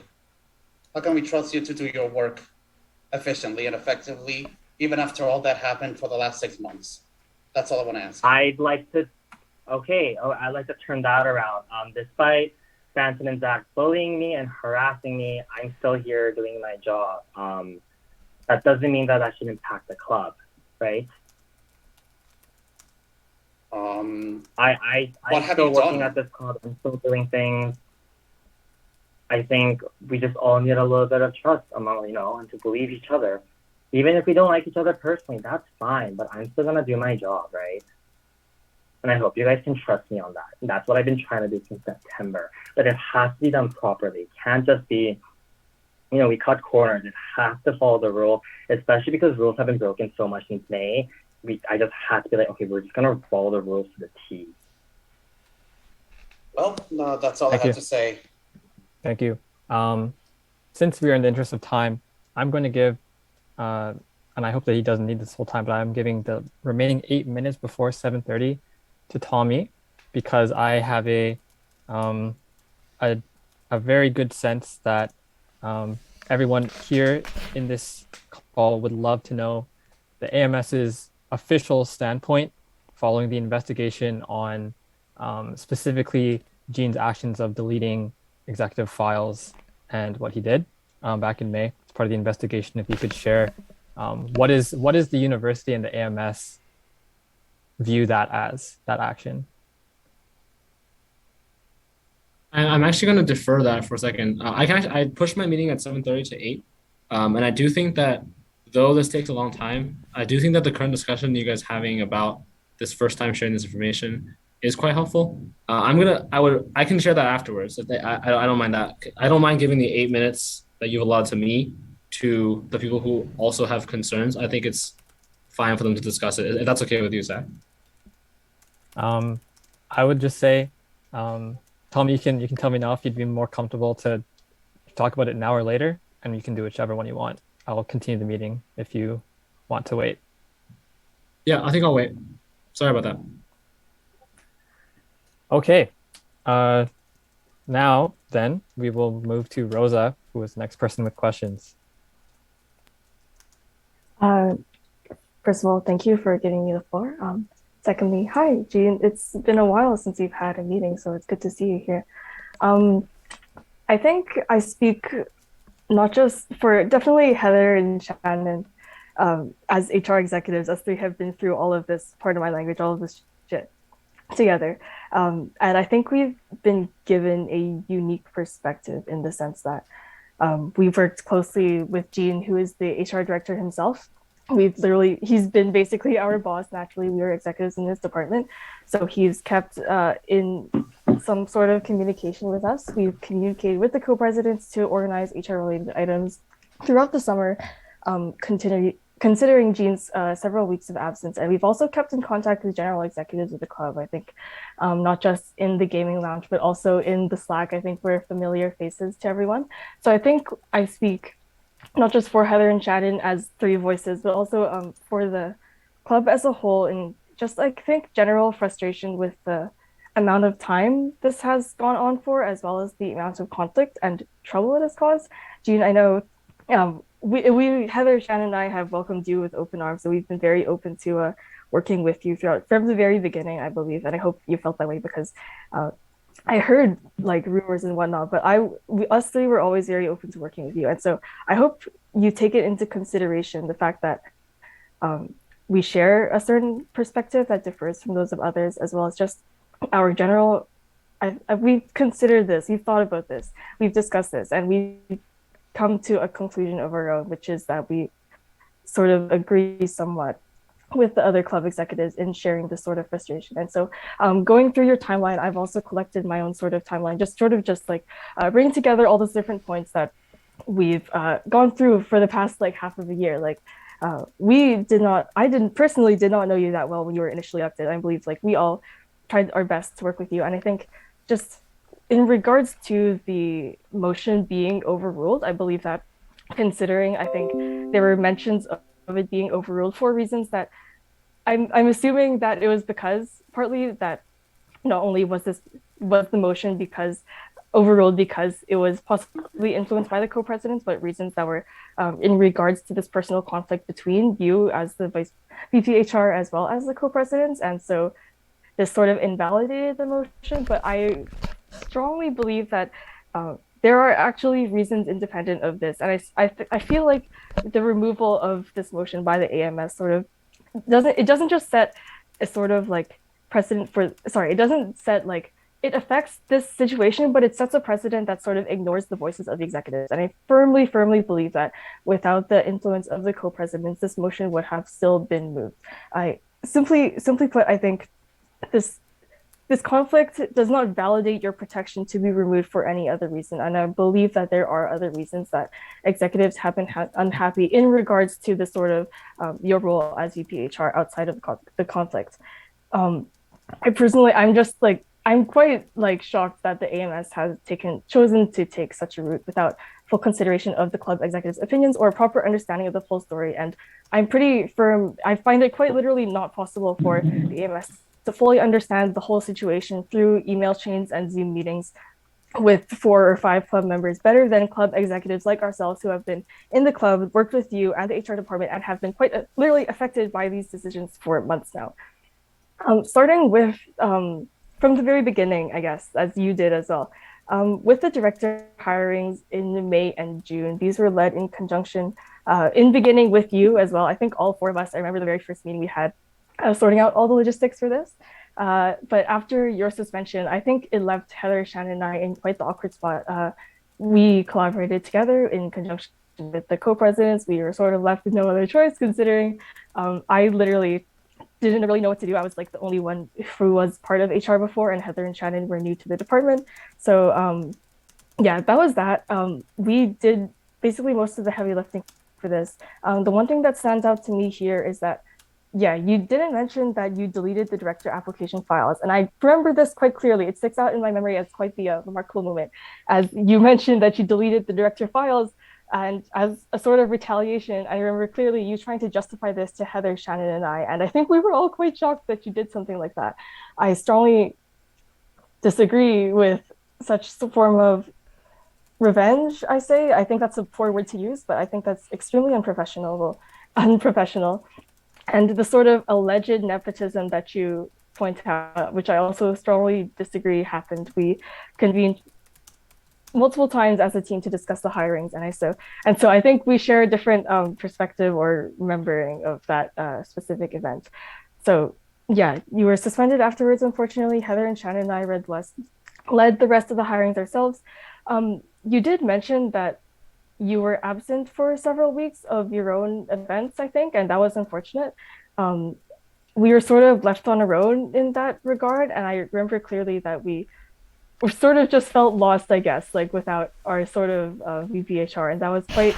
I think it sort of forced us to take initiative. I also remember clearly the executive hirings themselves, which happened in July and August, and oh boy, that was something, because I think this was the most you probably ever got involved with HR's club work, and I think this is also one of the biggest points of contention from other club members. I strongly believe that you didn't really communicate well with directors, if at all. There were times, I think people mentioned that you chose executives for them, sort of limited the number that we could have. And this sort of lack in care and consideration shows literally we have roles that are still remaining unfilled, departments that still need more hands. And so, like, for example, literally, I am taking the role of comms director and HR executive because we did not properly allocate executives and applicants for these roles. And that's one thing. If we didn't get enough executives, fine, we can do another hiring afterwards. We agreed with that as an HR team. But the fact that you didn't take initiative to follow up with this and try and help set up the departments for success, and saying that literally Gavin and I both reached out and took initiative on our own to care about these departments, when this is something that I think personally you should have done, considering that you're supposed to be leading these executive hirings. And so here we are filling these roles, and then you calling them illegitimate is quite something, because considering that you're noticeably unhappy about this illegitimacy, it seems that you didn't do anything about it to prevent this from happening or to help make sure that the departments were set up for success. Now, like, I would argue that there are executives who've been here for less than a year, who have shown a lot of engagement and leadership, considering that something as obviously blatant as an unfilled role has been left unaddressed. On the Rocket League executive who was hired, I think our memory must also differ for this event, because Heather, Shannon, and I were supportive of his hiring, and I believe you were the one who rejected their acceptance. So maybe there was an error with the notion not being updated, but I strongly believe that Heather, Shannon, and I were in agreement on his hiring, but I guess we'll have our memory differ there. The onboarding meeting, which happened afterwards, that was completely done by Heather, Shannon, and I, from the presentation to the organization of the meeting date to the slides and the activity, the notion package, all of that, our work, which we don't mind at all, but it's quite interesting that you didn't take the step to help us with that, and then had the audacity, I apologize, the audacity to comment later that you were hurt that we didn't mention you during the meeting. With the meeting that happened afterwards, which you mentioned in your presentation, which people were voicing their frustration. I agree that there was quite unprofessional. I think there's a lot of pent up frustration, but I think it's much better. I think we discussed this, we debriefed this as an HR team, that the fact that you see this as slander rather than pent up frustration and a point and an opportunity for you to do introspection and reflect and see whether something was actually amiss with the HR department as a whole, I think is quite telling. And I think when we debriefed this, we discussed this. So I find it interesting that you called that, you use the term slander. With the Hideaway Discord, which was constructed also in October, I completely created this with the help of Heather and Shannon. I remember clearly that you joined for less than a day and then complained about it feeling cliquey, which I strongly disagree with. I think you've made quite the community there, and I appreciate that we've seen a lot of new faces and people have made a lot of friends in that community. So yeah, that's that's that for the Hideaway Discord. On your request for illegitimate members to be removed, yes, they were resolved that they would stay on as volunteers. I agree that it wasn't right for the emails to be ignored, but yes, that's that. With the executive hirings that were supposed to be scheduled for September, I do remember that we were supposed to have these before Icebreaker so we can have more hands on deck. This was reminded of you by Heather, Shannon, and I back in September in the Slack. I believe we could go back in the receipts and check that. With the vibe checks, we wanted to push for these in January as well, and I was the one who pushed for them to be done in November. Heather, Shannon, and I did all the logistics, although you did help with leading the meetings. I do appreciate that. The team socials, which should have been led by HR, this is one of your campaign promises. They've been led by IR, so thank you to you, the IR department, for stepping up in that regard. And just in general collaboration, I think, with HR, I feel like I speak for Heather and Shannon when I say that we feel like we have been left in the dark and not communicated communicated enough with at all. And we have been forced to step up and take initiative ourselves as HR executives. And this is partially why the process has been slow. So to all you executives out there, I apologize for this being slow, because Heather and Shannon and I also share in your frustration of things not going as fast as we want to. Just the fact that we have sort of been forced to wait for your guidance or ask for your approval instead of just being able to go forward with things is frustrating at least. And I feel like there are better ways to go about this. And I think the fact that this has been based on conflict, which I do understand, but the fact that I feel like I've seen more from co-presidents trying to reach out and trying to come to a conclusion and come to a compromise, emails, meetings, whatnot. I personally myself also pushed for more meetings, but I feel like in this sort of sense, you were not able to personally put away the conflict and separate that from club work and from personal life. So for you, Jean, I appreciate the care and consideration you've shown the club, but I firmly believe that in your pursuit of this view of quote unquote fairness and lack of bias, that you failed to actually prioritize what's best for the club itself and its executives. Yeah, so thank you. There's a lot of comment on that. I don't even know where to begin. So yeah, again, we keep bringing this May thing up. I've already apologized for it. To be quite frank with you, I never heard the word sorry come out of the co-president's mouth. There's also that. So yeah, I'm sorry for that. Moving on with hiring and all that being delayed, like I said, I couldn't start until things were approved and in order. I tried my best. And these emails, because I sent them through my personal emails, they're like incredibly long. It's just so, I mean, it takes a long time to draft this and wait for a response and all that. There's all that. What else did you comment? There's so much. People just commented. Yeah, I feel again that all the things that have happened in the club being late is being directed towards me completely. And it may seem that way, but it really isn't. No, I completely agree. I agree. Sorry, go ahead. And also, wait, sorry. And you also talked about the whole like Furman thing and like, you know, the Rocket League and all that. Before, I mean, yes, we can have disagreements. You might have said yes, I may have said no. That's totally normal to have discussions and disagreements. But before that result, like before I said we're going to send out the email, I sent it out to you three girls and you guys all approved it. And there was one person on there that you guys said, hey, actually, we should switch her decision for this person. And I said, yes, actually, we should switch. And I made that decision too. Like I agreed with you guys on that. So I don't know why this whole that thing's coming up and decisions have been made because decisions have to be made. And you guys were all part of that. So please don't blame me for that decision being like a sole thing. We all agreed and you guys all confirmed it. Is there anything else? I can't really think of, there's so much. I was just listening. Thank you for bringing your concerns. And I'm sorry that, yeah, you were like, we felt really lost.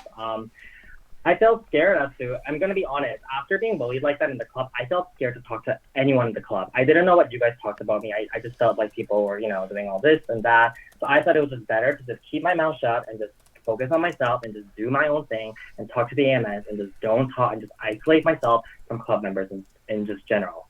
Because I don't know what goes on behind people. I don't. And I don't want to say something wrong and then it starts to spread and it just, you know, I'll just rather quiet. That's why I'm breaking the silence today. What else? I don't know what else you said. I mean, ideally, I would have loved to start hiring in September and all that. Executive hiring in the summer should have been earlier too. But I was gone for 5 weeks, and during those 5 weeks, I really thought I was gone. So I changed my time to full time too. I did all that because I was like, well, it looks like no one's in contact with me for about 5 weeks. So I was like, I should just leave. I should just do my own thing at that point. And the whole like director hiring of the VP of the department to reach out to his executives? Rosa, please do not interrupt Gene. He can finish his speech before you continue. Sorry, I lost my train of thought now. And yeah, I just, again, even from my executives, there's distrust and all this. And I just want you guys to all kind of look at this. Look at the AMS investigation. You guys all bring up, but Gene did this, Gene did that. Yeah. But there was other people who did this, this, and that. And the results shows I don't really know what else to prove here. And again, like my impeachment getting canceled twice. I don't really know what else to prove at that point. I think here I still stand doing my job and trying to do my job. But again, even until November 8th, I couldn't really begin hiring. That was the day, November 8th. All right. If that's it for now, I have been advised in the interest of time to step in because I have been given an update following from Tommy's search from the beginning of the meeting in regards to the legitimacy of the ombudsperson reversing the motion. So currently, I'm sorry to Aiden, Ivan, and Nick. I will not be able to get to you at this time because of this development. But I want to share with everyone just Tommy's message, if that's okay with him. Tommy? I can also just say it myself. Go ahead, yeah. Okay. So Ivan asked at the beginning of the meeting, legitimately so, that where's the policy to back Kemi's reversal of the motion that you've already moved and seconded about a week ago or so. I didn't find an answer from Kemi. Kemi's not replying to me either. And frankly, that makes it, frankly, I've been looking for the past hour or so. And I did not find anything necessarily that can strongly support the act of reversing motion that's already been passed, or has already been done before. And since Kemi cannot provide a good response right now, I wish she could. This unfortunately leaves me in a weird place where I have to go back on what I said before. So this means, right? This means that this is kind of it's shocking news to me too. I'm sorry. So bear with me here, but the way that Kemi reversed the motion that to remove the voting of the removal of executive VPHR for now has been deemed invalid until further evidence can be shown, and thus the agenda needs to be amended. So we need to vote on that soon. But the main point here is that item there where it's overruled, I cannot find a policy to support that, unfortunately. And I'm trying to stay within as much as policy as much as I can. I don't know what else to go back on anymore these days. So Zach, I think the next step here. Oh yeah, sorry. Before I do that, there's one more thing I need to say before we go on. It is still true. I think it was Kaden in the beginning who mentioned that operations committee can, and that's not me. Operations committee can vote on the reversal of a motion that's been done before. So theoretically, if anything happens today, theoretically, operations committee can reverse that motion. But I can't. Me personally, I cannot. And that there's an element of other people going on there. But for the time being, it shows that Kemi cannot reverse that motion, and thus that overruling is not valid here. Trying to stay within policy. And so we've already voted to adopt the agenda as presented, and the agenda had the overruling on it. So to change, we'll have to vote right now. And sorry to put this work on you right now, but we'll have to vote right now to amend that agenda. And oh, that was quick. And once if that passes, then that is officially not overruled anymore, and the vote will continue to happen. Yeah, that's. And you're still screen sharing. Yeah, I think someone's still screen sharing. That's. I'm sorry for the very, very lackluster kind of information. I'm kind of getting this as I come as well. But that is policy stance. That's as policy stance, and I have to go with that. So please go ahead and vote in the thing for the amendment of the agenda.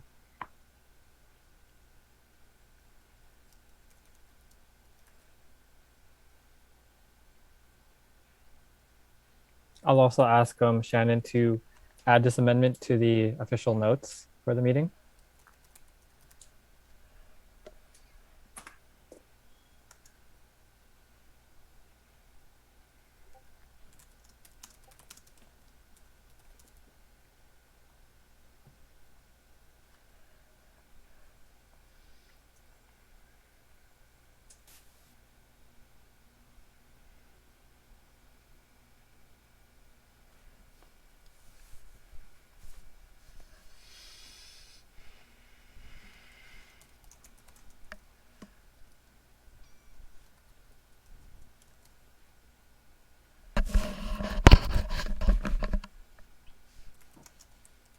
Just as one more, sorry, jump in here. One more piece of reminder.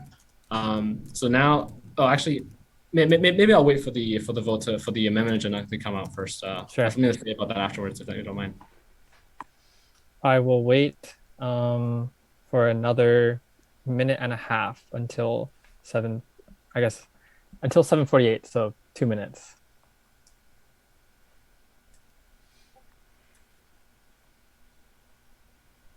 And also, yes, Ivan, I have edited that small issue on the form.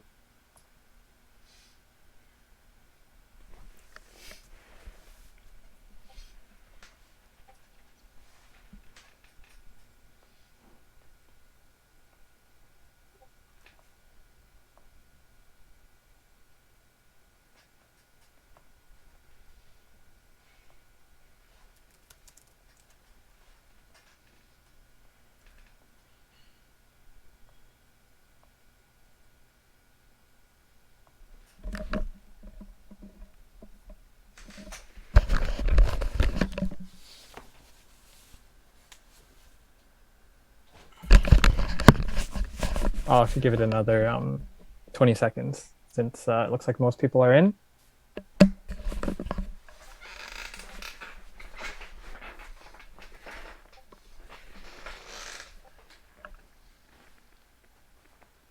And I will share my screen for this one.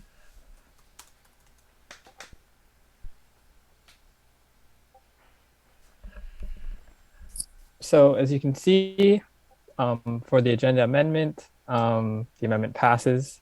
80% wish to add this amendment, so we can now continue with the other vote. I'll stop sharing there. I'll add this again to the thing that I submit to the AMS as part of the AGM.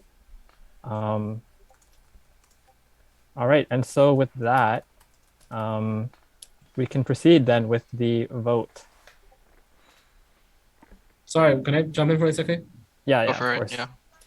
Sorry. So just to reiterate just so everyone knows what's going on, the policy involved in the vote to remove an executive. I'm gonna read it again for everyone who doesn't know. Removal of executive requires a quorum or meeting quorum, general meeting to be held with a motion, and the motion to remove must receive 2/3 approval to pass. So these are two things that are in the policy. I'm reading it right off. Requires a quorum, general meeting, and the motion to remove must receive 2/3 approval to pass. That's all I have to say. Thank you. And can I just say something before the sentence, like my final plea? Absolutely, you can say one Go more for thing. it. Yeah. So that's surprising that after all that work being canceled and then coming back. All I just wanted to say is, I mean, you guys been wanting to kick me out for so long, and I guess you guys can have that. That's cool with me. Just I don't know what else to say. It's just I thought overall though, I hope you guys realize, this whole bullying incident was, in my opinion, pretty serious. I hope everyone who was involved in it, maybe not immediately, but just as time goes by, can look at this and kind of really think, well, what kind of happened there? Maybe just form your own opinions. I learned a lot through this. I thought in the end it was it's a pretty interesting experience. I guess being in the club for 4 years, which is probably the longest for compared to most. I think it was in 5 years, I guess. I've been in this club for a long time. It was fun. Sad that it comes to this way. Not sure why it has to go this way, but yeah, go for it, I guess. All right. I can say. Yes, following observing Robert's rules, for a vote of a non-confidence, I believe, and Tommy can tell me if this is wrong, that the person who is being given a non-confidence is asked to not be present while the vote takes place. So that would just mean like a Zoom waiting room. Yep. Okay, cool. So I'll add you to a waiting room, Gene, and I will bring you back in at the end. Okay. Officially, I'm allowed to let people deliberate more if they wish, or is there anyone who wishes to speak before we proceed with the vote?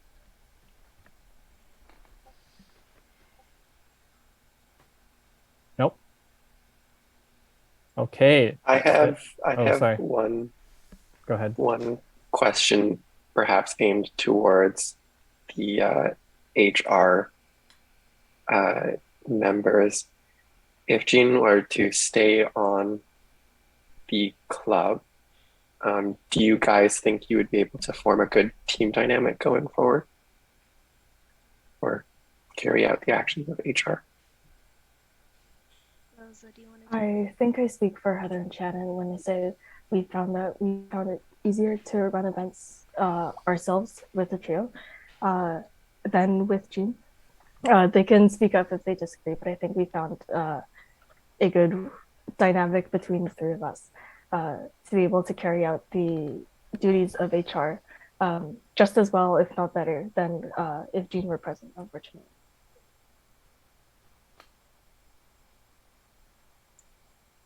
Thank you. Go ahead, Tommy. Go ahead. I think Aiden also had a question though. Did you have a question, Aiden? Please go ahead, Aiden, first. Yeah, so I'm just thinking about this and just in general. This can be like more so for HR, but in general, like, you know, if we're kicking this guy out, but AMS does end up resigning, like, is there a potential policy that we can implement to make sure that, you know, although everything that's kind of happened so far is like happened, like, you know, if he comes back, you know, there has to be some sort of repercussion if he does this again. And yeah, that's what I'm worried about a little. But I mean, that is, if like in like, it's like one of those what if moments. I'm just a little concerned about how this may affect team dynamic moving forward as well. Yeah, I don't know. I guess it's more of an open-ended thing, but yeah. I think just for HR, I think we would probably have to have open conversation about this as a team, setting aside our differences and clarifying our direction going forward. I'm not sure about specific guidelines that we can implement, but I think definitely opening things up, open discussion like vibe checks and forums and just like general like open discussion in regards to this topic would be beneficial. That's something I think I would consider implementing, and I'm sure Heather and Shannon would be open to that as well.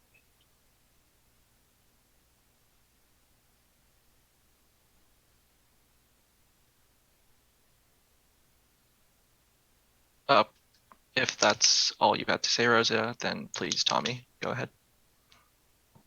Yeah, just want to quickly address what Aiden said just now as well. If that is a concern of yours, then you can form a MOU, which is, I think it's called something referendum understanding, memorandum of understanding, something like that. Basically a soft contract or a soft agreement for a general purpose. You can make one of those for your general use, if that's something that you look into. And what I was going to say just now, oh my god, oh yes, Zach and Branson, could you check your own bylaws to see if there's any related policies about the process of removing an executive? The AMS ones they default to yours, but if not, there's not that much specificity on it. We want to follow yours if you have anything in there.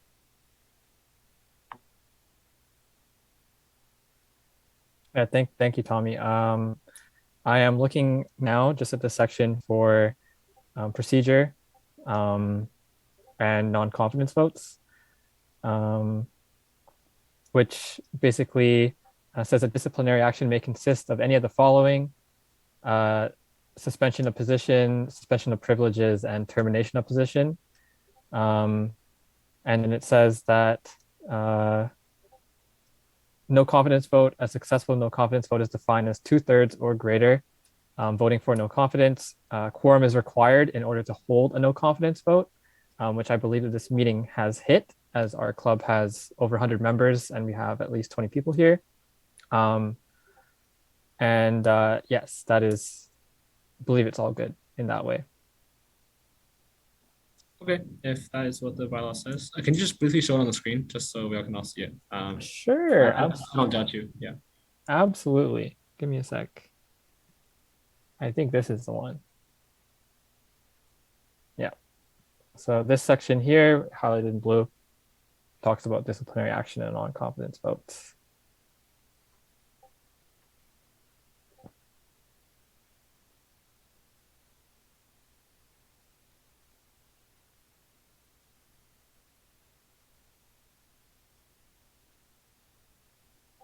Cool. All right, then. It is time to vote. So I will give you one final thing. Just a reminder that only executives of the club can vote, executive members of the club can vote. So volunteers, if you weren't actually hired, you are not allowed to vote. So Zach and I will be going through the form and checking that all votes are valid after. But that's just a reminder for everyone. Do you want me to post it now, Branson?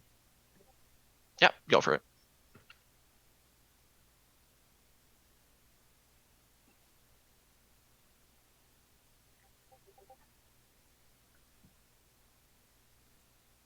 Zach, can I ask a really quick question about the volunteer versus executive thing?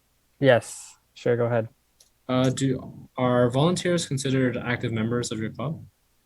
If they are fee-paying members of the AMS, they are, I believe. Oh, I just meant like, do the volunteers also pay the membership fee to join the club? Yes. Okay. I didn't. So I don't. Is this in the? Sorry, I must have overlooked that. So one of the things about the operations committee policy manual, it says here, all active members of an AMS club shall be eligible for. Oh, sorry, not that one. Voting. Where is it? Sorry, give me 1 second. Which one is it? Okay. Oh, here it is. Here it is. Only active members of an AMS club can vote at general meetings or be included in quorum counts. I believe that implies that active members should all be able to vote at a general meeting. Mhm. I'm not sure I'm not sure what the ratio is of your executives to your volunteers, but if I'm a little unsure what to do about that discrepancy. What do you think, Zach? Well, it's over 95% executives to volunteer ratio, meaning that over 95% of the people are executives compared to volunteers. Okay. But I also know what you're referring to in terms of like what qualifies as a member of the club, and I believe it's you have to be a member of the AMS in order to be a member of the club Right. officially. Correct? Right. Not like there are I believe it's called associate members, right? But I don't think that since they're students, they qualify for voting, do they? All students of UBC are counted as AMS members. So they would, if a UBC student is a fee-paying member of your club, they are considered an active member. Yes, and if they aren't a UBC student currently? If they're not a UBC student currently, then they're not an active member. They're counted as an associate member, and they would not be able to vote in this meeting. Understood. Okay. Yeah. Let me give me 1 second here. You guys can keep voting. Yep. Question. Yep, Ivan. So just to clarify, any UBC student that has a membership with the UBCEA can vote? Yes, that's right. Okay. If you're a member and you're a member, sorry, if you're a student and a member of the club, you can vote. Okay. Apologies, I got that wrong then. It's my bad.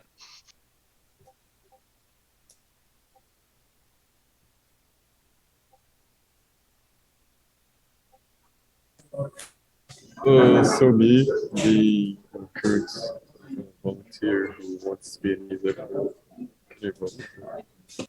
Sorry, we can't really make you out, Henry, what you said. If you mind writing in chat, maybe. I think Henry was asking if because he's not an executive, but he's a member, if he can vote. And from my understanding of what Tommy and Zach have been saying is yes. Yeah, as long as you're a member and a student, you are eligible to vote.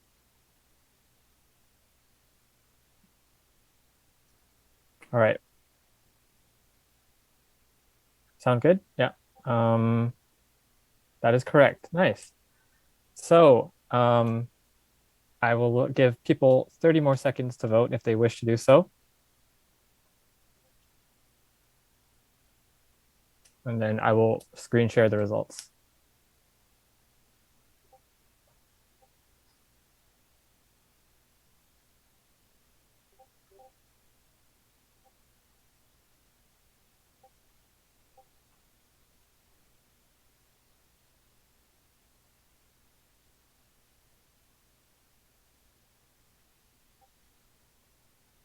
Oh, actually, I should Tommy, I should be letting Jean back into the room, shouldn't I?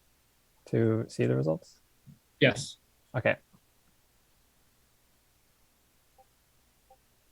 Perfect. I believe Jean is back. Yes. All right. So the people have voted on the motion, and I'm sharing my screen now.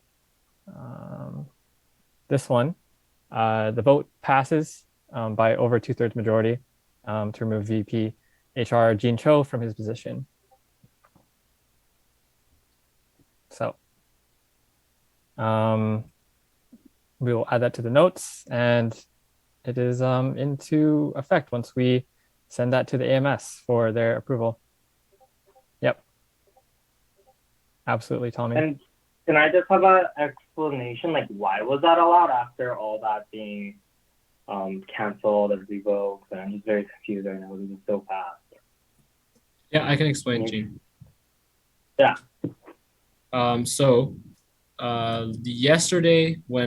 Yesterday, Kemi called for the reversal of the motion. the motion to have the vote occur today. She cited policy that she had knowledge of. I don't have knowledge of that. And through my current search in the last hour or so, I'm not aware, and I cannot find any policy that supports the ability for the ombudsperson to reverse such a motion like the way that she did. And Kemi's not responding to me. That makes for the time being, at least, and I'm sure for the long term too, that the process of her reversing that motion is invalid. And so we voted on the agenda in the beginning that had the overruling in it. Zach did that right after the discussion section. And then after I brought that up, we voted again to amend the agenda to take that overruling off because it was invalid. And then we went into the vote, which happens now. And then I also reminded, and I'm going to say it again now, that by Operations Committee Policy Manual, the Operations Committee can reverse a motion. They have the power to do that, and it's explicitly stated so. Caden has the reference for it. You can ask him for it if you want to look for it. So I just want to say that here. I'm not part of the Operations Committee, but that is something that is as a true fact. Okay, that's all I have to say. So my last question was, will I get an update from Kemi, or should I contact her so that she knows about this? Will you do it, or just to let her know? I will be contacting Kemi. Don't worry about that part. And then I'm assuming it'll be. Oh, sorry. I think you cut out a little bit. It's okay. Do you want to finish what you said just now? So then after you guys will confirm that everything was valid, right?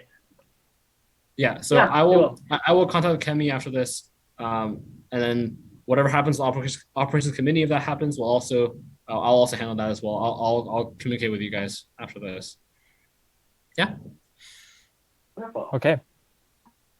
Thank you very much. So yeah, that will be submitted also. I mean, Tommy's also going to take care of it, but as part of our submission of the results of all of our stuff that we're voting on at the AGM, we'll include all the details to be submitted to the AMS for their review. Very good. Let's see here. We have another item on the agenda, which I think should be pretty fast, right, Branson? You want to run through it? Yeah, it should be pretty quick. Zach, did you want to share your screen? Yeah. We can just run through it real quick. I think Tommy needs to head out really soon. Yes. It's not really anything important. It's just a small announcement that we wanted to make about the future of our club.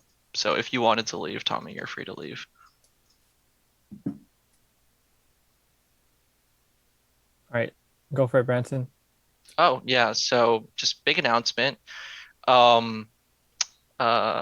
all of you know, we have the UBC Gaming Lounge, and it started when we had the president of 2016-2017, Victor Ho, when he acquired a bunch of NCIX PCs for us.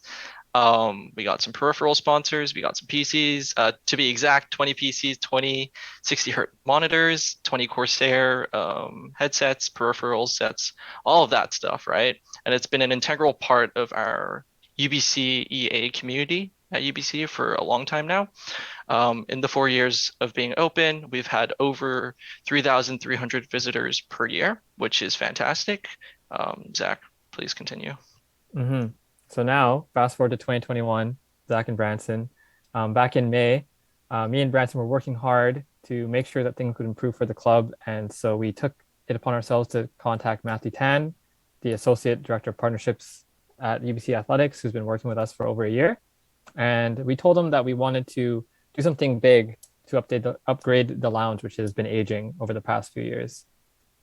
So introducing in term 2, meaning January or later of 2020 of this year, the Legion Lounge powered by Lenovo. The gaming lounge is going to be getting a full upgrade with rebranding the name of it to the Legion Lounge powered by Lenovo and a grand reopening. With 20 Legion 5i latest generation Intel i7 processor PCs, 1660 GPU cards, 20 144Hz monitors, as well as full wired headsets, keyboard, and mice combo, with a total value of over $75,000 $10,000. So cheers. That is, thank you, Matthew Tan, for helping us to get that. But we're very excited to be making one of the largest leaps in our club's history in terms of an investment from an external brand. And me and Branson are really proud of it as our passion project, which we were very diligently taking care of all throughout the summer. So yeah, that's our exciting announcement for everyone. I will hand it back to Branson to proceed. Yeah, I think that's pretty much it for the agenda items. We do have a section called Open Floor, which, if you have anything to address, concerns, whatever you may want to talk about, feel free to talk about it. Tommy, if you have a meeting it's 8:08 now, but you're free to go. We'll just be discussing some things moving forward if anyone has anything else to talk about. But yeah, Thank you, thank you, everybody, Tommy. for having me. Thanks for Thank you. having me. I appreciate everyone's patience. I Thank you. will see you guys maybe some other time. Thank you. All right, moving on to the open floor. Does anyone have anything they would like to talk about or address? If not, we can just end off the AGM. Yes, Herman. Yeah, I just wanted to quickly speak about the recent TGS $10,000 prize thing for the most participants. And through the huge spearhead effort by mostly Rocket League and the League of Legends department, we were able to get the most participants out of all of the schools in Canada. So we have an extra $10,000 to work with towards tech upgrades. Yeah, you guys are probably sick of me DMing everyone to join these events. So yeah, that'll probably finally be over. And hopefully we can talk about this more publicly as to how to spend this $10,000. But yeah, moving forward, I would hope that this money could also help out Rocket League. So thanks. Thank you, Ivan, for everything, literally. Pushing it forward for us. It's pretty huge. 85K in a week, not bad. And yeah, any other people want to bring stuff up, or can we wrap it up here?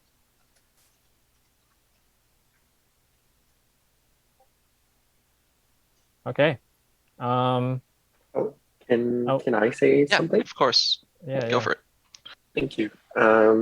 So I understand that previously the club did elections for hiring the director positions. I was just wondering, I don't know if I saw it in the bylaws, if that was amended in the bylaws and to be hired by HR instead. So going forth at the next AGM, if that could be something that's discussed. So if the bylaws say we're doing elections, we do elections, or if they say we're doing HR decides, it says that in the bylaws. Sure thing. Yeah, we'll do that in January, most likely. Thank you. Okay. We have reached the end of the agenda. So if there being no further business, I will officially adjourn the meeting at 8:11 p.m. for our AGM. Thank you. All right, thank you, everyone.